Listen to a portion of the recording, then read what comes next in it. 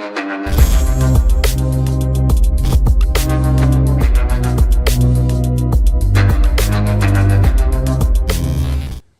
वालेकुम गाइस, कैसे हैं आप। उम्मीद करता हूं कि आप सब खैरियत से होंगे, खुश होंगे और हमारी दुआ है कि आप हमेशा खुश रहें, हंसते और मुस्कुराते रहें। मेरा नाम है रहमान अनवर और मैं हूं मोहम्मद और मैं हूं ज़फर इकबाल। और आज हम जिस वीडियो पे रिएक्ट करने जा रहे हैं, इस वीडियो का टाइटल है गजबनाक, योगी ने पाकिस्तान को धमकी दी, हम तुम्हें ख़त्म कर देंगे। देखते हैं भाई वीडियो, योगी जी ने आज भी क्या धमकी दी है, देखते हैं। सबसे पहले वीडियो, अगर वीडियो पसंद आए तो लाइक सब्सक्राइब जरूर कीजिएगा और कमेंट में अपनी राय का इज़हार जरूर कीजिएगा। तो चलो वीडियो करते हैं शुरू। पाकिस्तान के अंदर क्या हुआ, 23% आबादी हिंदुओं की थी 1947 में, और आज पाकिस्तान के अंदर हिंदुओं की आबादी कहां चले गए? या तो मार दिए गए, या भगा दिए गए, या धर्मांतरित कर दिए गए। यह पाकिस्तान की वास्तविकता है और यह सिलसिला 1947 से प्रारंभ हुआ, लगातार चलता रहा। 1950 में जब पाकिस्तान के अंदर अल्पसंख्यकों का कत्लेआम और उनका धर्मांतरण नहीं रुका, तो नेहरू लियाकत समझौता भी होता है। दोनों देशों के प्रधानमंत्री आपस में बैठ करके समझौता भी करते हैं, और समझौता करने के बाद इस बारे में समझौता होता है कि दोनों देश अपने अपने देशों के अंदर अल्पसंख्यक समुदाय की रक्षा करेंगे। भारत ने समझौते का पालन किया, लेकिन पाकिस्तान ने समझौते का पालन नहीं किया। 1955 में नेहरू जी जब देश के प्रधानमंत्री थे, भाइयों बहनों, तब 1955 में भारत ने अपना नागरिकता कानून बनाया था, और ये नागरिकता कानून समय समय पर संशोधन भी हुआ, और इस अंतिम संशोधन के लिए एक समय सीमा दी गई कि 31 दिसंबर 2014 के पहले पाकिस्तान, अफगानिस्तान और बांग्लादेश से जो भी हिंदू, सिख, बौद्ध, जैन, पारसी, ईसाई पीड़ित और प्रताड़ित थे, जिन्होंने भारत के विभाजन का विरोध किया, लेकिन वे वहां से वापस आ नहीं पाए। अगर वे लोग भारत के अंदर आए हैं और निश्चित शर्तों के आधार पर आए हैं, उनका वहां पर प्रताड़ना हुआ है, उन्हें अपमानित किया गया है, उनकी संपत्तियां लूटी गई हैं, बहन बेटियों की इज्जत के साथ खिलवाड़ हुआ है, तो उन्हें भारत के अंदर नागरिकता दी जाएगी। ये कार्य प्रधानमंत्री मोदी जी ने किया, इसलिए मोदी जी का अभिनंदन होना चाहिए था, अमित शाह जी का अभिनंदन होना चाहिए था। लेकिन भाइयों बहनों, जो लोग हर एक मोर्चे पर भारत को विफल करना चाहते थे, आपने देखा होगा सदियों से मुस्लिम महिलाओं का अपमान होता था 3 तलाक के नाम पर। मोदी जी ने 3 तलाक को हमेशा के लिए तलाक करवा दिया, समाप्त करवा दिया। तलाक की कुप्रथा समाप्त। लोगों को बुरा लग रहा है कि मुस्लिम महिलाओं को कैसे न्याय मिल गया, क्योंकि मुस्लिम महिलाओं को न्याय मिलने का मतलब नहीं, जिन्हें भारत, एक भारत अच्छा नहीं लगता, श्रेष्ठ भारत अच्छा नहीं लगता, वे लोग जो साजिशें कर रहे हैं, इन साजिशों का पर्दाफाश करना और वास्तविकता जनता के बीच में रखना, ये हम सबका दायित्व है, और उस दायित्व का निर्वहन करने के लिए ही आज ये मंच आप सबके सामने यहां पर उपस्थित हुआ है कि आप में से एक एक कार्यकर्ता, एक एक नागरिक प्रधानमंत्री मोदी जी का और गृह मंत्री अमित शाह जी का प्रतिनिधि बन करके जब समाज के बीच में जाएगा, ये भ्रम अपने आप दूर हो जाएगा। भाइयों बहनों, जब हम लोग इस नागरिकता कानून की तह में जाएंगे, तो ऐसा नहीं कि नागरिकता कानून पहली बार बना हो। याद करिए 1947 में देश का दुर्भाग्यपूर्ण विभाजन, इसके लिए कोई जिम्मेदार है तो कांग्रेस जिम्मेदार है।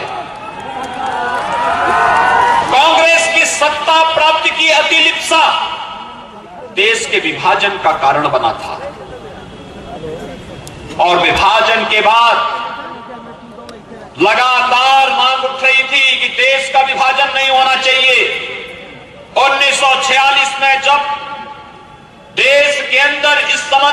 जनादेश की बात सामने आई थी तो इस देश के अखंड भारत के लगभग 100% हिंदुओं ने कहा था, सिखों ने, बौद्धों ने, जैनियों ने, इन सब ने भारत विभाजन का विरोध किया था कि भारत का विभाजन नहीं होना चाहिए। लेकिन देश का दुर्भाग्यपूर्ण विभाजन 1947 में हुआ। भारत के अंदर 1947 से लेकर के और आज तक मुस्लिम आबादी कई गुना बढ़ी, 7 से 8 गुना आबादी बढ़ी है। किसी को आपत्ति नहीं। अगर भारत के अंदर रहकर के भारत के नागरिक के रूप में भारत के विकास में सहभागी बनना चाहते हैं, सबका स्वागत है। उनकी आबादी बढ़ी इसलिए क्योंकि उन्हें भारत के अंदर विशेष अधिकार दिए गए, हर प्रकार की सुविधाएं दी गई, आगे बढ़ाने का हर संभव प्रयास हुआ। लेकिन पाकिस्तान के अंदर क्या हुआ? 23% आबादी हिंदुओं की थी 1947 में, और आज पाकिस्तान के अंदर हिंदुओं की आबादी है। कहां चले गए? या तो मार दिए गए, या भगा दिए गए, या धर्मांतरित कर दिए गए। यह पाकिस्तान की वास्तविकता है। और ये डिस्ट्रिक्ट 1 प्रोडक्ट की योजना ने आज उत्तर प्रदेश को एक्सपोर्ट के एक हब के रूप में स्थापित किया है। 1,56,000 करोड़ रुपए से अधिक की एक्सपोर्ट आज के दिन पर उत्तर प्रदेश के अपने परंपरागत उत्पादों के माध्यम से कर रहा है। आज उत्तर प्रदेश देश के अंदर इलेक्ट्रॉनिक मैन्युफैक्चरिंग के सबसे बड़े हब के रूप में स्थापित हो रहा है। कोरोना कालखंड में भी जीवन और जीविका को बचाने के साथ उत्तर प्रदेश के अंदर हम लोग नए निवेश की संभावनाओं को आगे बढ़ा सकें। देश का पहला डिस्प्ले यूनिट हम लोग उत्तर प्रदेश के अंदर चीन से लेकर के आए, कि चीन में जो था पहले, लेकिन चीन के प्रति दुनिया के अविश्वास का परिणाम आज वहां से निवेश उठ करके दुनिया की तरफ जब भाग रहा है, तो उसमें से देश की पहले डिस्प्ले यूनिट को उत्तर प्रदेश के अंदर ला करके हम लोगों ने सफलतापूर्वक उससे प्रोडक्शन भी अपना प्रारंभ कर दिया है कि अब चीन दुनिया के अंदर निवेश के सबसे बेहतर डेस्टिनेशन के रूप में नहीं, बल्कि दुनिया के अंदर भारत निवेश का सबसे अच्छा डेस्टिनेशन होगा। ये प्रधानमंत्री मोदी जी के नेतृत्व में साकार हुआ है, और उत्तर प्रदेश भारत के अंदर निवेश का सबसे बड़ा डेस्टिनेशन होगा। यह उत्तर प्रदेश आज इस दिशा में सिलसिला 1947 से प्रारंभ हुआ, लगातार चलता रहा। 1950 में जब पाकिस्तान के अंदर अल्पसंख्यकों का कत्लेआम और उनका धर्मांतरण नहीं रुका, तो नेहरू लियाकत समझौता भी होता है। दोनों देशों के प्रधानमंत्री आपस में बैठ करके समझौता भी करते हैं, और समझौता करने के बाद इस बारे में समझौता होता है कि दोनों देश अपने अपने देशों के अंदर अल्पसंख्यक समुदाय की रक्षा करेंगे। भारत ने समझौते का पालन किया, लेकिन पाकिस्तान ने समझौते का पालन नहीं किया।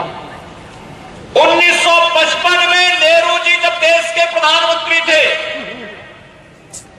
भाइयों बहनों, तब 1955 में भारत ने अपना नागरिकता कानून बनाया था, और ये नागरिकता कानून समय समय पर संशोधन भी हुआ, और इस अंतिम संशोधन के लिए एक समय सीमा दी गई कि 31 दिसंबर 2014 के पहले पाकिस्तान, अफगानिस्तान और बांग्लादेश से जो भी हिंदू, सिख, बौद्ध, जैन, पारसी, ईसाई पीड़ित और प्रताड़ित थे, जिन्होंने भारत के विभाजन का विरोध किया, लेकिन वे वहां से वापस आ नहीं पाए।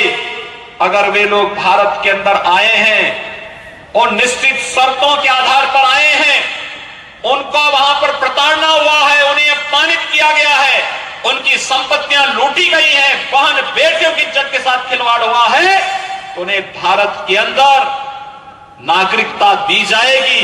ये कार्य प्रधानमंत्री मोदी जी ने किया, इसलिए मोदी जी का अभिनंदन होना चाहिए था, अमित शाह जी का अभिनंदन होना चाहिए था। लेकिन भाइयों बहनों, हाँ जी गाइस, तो जैसा कि आप वीडियो देख रहे थे, सीएम योगी जो कि भाई उत्तर प्रदेश के बहुत ही जाने माने जो कि सीएम है भाई, क्योंकि दूसरी बार वो बने हैं और ये हिस्ट्री में पहली बार हुआ है कि भाई दूसरी बार एक सीएम बने हैं। ठीक है ना, पहले ऐसा कुछ नहीं आने होने वाले उत्तर प्रदेश में नहीं, पूरे इंडिया में आई थिंक फेमस है। और यहाँ तक के कश्मीर के लोग भी उन्हें चाहते हैं कि वो इधर कुछ डेवलपमेंट करें और इधर आकर कुछ काम करें। कश्मीर के भी लोग यहाँ तक के उनको चाहते हैं। अब देखो ना उनकी आने वाले वक्त में वो पीएम के लिए भी जो है ना हाँ अगला भाई लोग बोलते भी इंडिया के ये कि अगला पीएम सीएम योगी होगा। तो भाई अच्छी बात है, लीडर ही ऐसा होना चाहिए, क्योंकि आप धमकी उनकी बनती भी है भाई। आपको आप जो पाकिस्तान ने ड्रामा वगैरह किया हुआ है ना, ये भाई रियलिटी में आप देखें तो बहुत गुस्सा आता है। हमें आता है तो भाई उनको नहीं आएगा क्या? और किसी के पास दिल नहीं। अब हम ही हर बंदे के ठेकेदार तो नहीं ना बने होंगे। बिल्कुल असल में जिस तरह बिल्कुल वो सही बात कर रहे हैं कि आप अगर देखें 1947 के बाद जो कम्युनिटी हमारी है ना, जिसको हम माइनॉरिटीज़ बोलते हैं, वो पहले की निस्बत जो है ना वो दिन ब दिन डिक्रीज होती गई। जिस तरह उस वक्त 23% थे, अब जो है ना वो तकरीबन 1-2% जो है ना वो पीछे रह गए। तो इसी तरह वो बिल्कुल सही बात कर रहे हैं कि अगर आप इंडिया में मुसलमानों की सूरत हाल देखें तो वो उनकी आबादी में इजाफा हो रहा है या उनमें लगातार जो है ना इजाफा हो रहा है। तो वहाँ पे थोड़ा इस चीज़ को अगर कंपैरिजन करना चाहिए कि क्यों यहाँ पे जो है ना वो काम हुए हैं। तो इसका जो है ना वो जवाब अभी तक कोई समझ हमें भी नहीं आया कि क्यों काम हो रहे हैं, क्योंकि असल में कुछ जो है ना इसके यही है कि फोर्सली जो है ना इसके ऊपर बहुत ज़्यादा जिसको कहते हैं ना कि वो मज़हब को कन्वर्ट करने के इल्ज़ामात हैं। लेकिन वो भी मेरी बात सुनो ना, देखो ना, मजहब फोर्स करके कन्वर्ट कराना ये तो एक बहुत बुरी मतलब क्या गलत चीज़ है, बहुत ही गलत चीज़ है।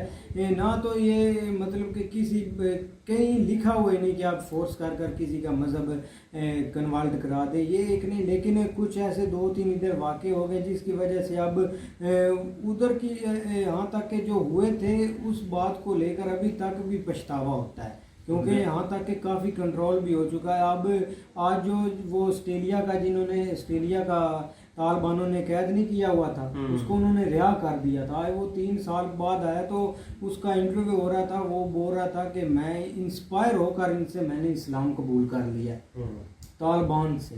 तो ऐसे होता है कि आप असल में बिल्कुल सही बात है। इसके ऊपर हमारे जो है ना इधर लास्ट असेंबली में सेशन भी हो रहा था, उस वक्त भी हमारे फॉरेन मिनिस्टर ने इसके ऊपर कहा कि हमें कोई इस तरह का बिल जो है ना वो पास करना चाहिए जिसके अंदर जो है ना वो हमें दूसरा ये जो हो रहा है ना फोर्सली कह रहे हैं कि कन्वर्ट करते हैं, उसके ऊपर कोई ना कोई एक्शन जो है ना वो होना चाहिए ताकि ये। लेकिन इसके ऊपर सिंध में जो है ना वो बहुत सारे वाक़यात हुए हैं। कुछ जो है ना वो बाद में ये होता है कि नहीं ये जो है ना वो मुझे ज़बरदस्ती इसके ऊपर कहा गया, कुछ जो है ना वो हकीकत के ऊपर भी मबनी होते हैं। तो ये जो है ना वो बिल्कुल सही बात है कि इसके ऊपर इस तरह का कोई सीन नहीं होना चाहिए कि ये जो बिल्कुल वाला काम है। अगर हर इंसान की अपनी मर्जी है, अगर कोई चाहे तो ठीक है, अगर नहीं चाहे तो उसको जो है ना वो अपने मज़हब में फुल आज़ादी होनी चाहिए। जो हमारे हमारा जिसको आइन बोल लें या जो हमें यहाँ पे एक चीज़ शुरू से बताई गई है कि हमारे यहाँ जो भी मज़हब है वो अपने जो है ना वो इबादत गाहों में या बाकी हर जगह पूरे मुल्क में वो आज़ाद है, जो मर्जी वो करें, उनको किसी किस्म की कोई रुकावट नहीं है। बिल्कुल भाई, क्योंकि यहाँ के तो भाई कराची सिंध में ऐसा होता है कि वहाँ पर ज़बरदस्ती होती है, क्योंकि ये तो हम खुद से नहीं बोल रहे कि ये तो हमारे प्राइम मिनिस्टर जब इमरान खान साहब थे उन्होंने भी ये बोला था कि भाई वहाँ पर ये काम होता है और ऐसा नहीं होना चाहिए। क्योंकि अब उनके मुंह की बात है तो हम ज़रूर यहाँ पर बोलेंगे। तो खैर अब देखते हैं भाई, और ये जो होता है ये गलत हो रहा है, लेकिन अब देखते हैं कि नेक्स्ट क्या होता है। तो उम्मीद करते हैं कि गाइस आपको वीडियो पसंद आएगी। अगर पसंद आए तो लाइक सब्सक्राइब जरूर कीजिएगा और कमेंट में अपनी राय का इज़हार ज़रूर कीजिएगा। अल्लाह हाफ़िज़।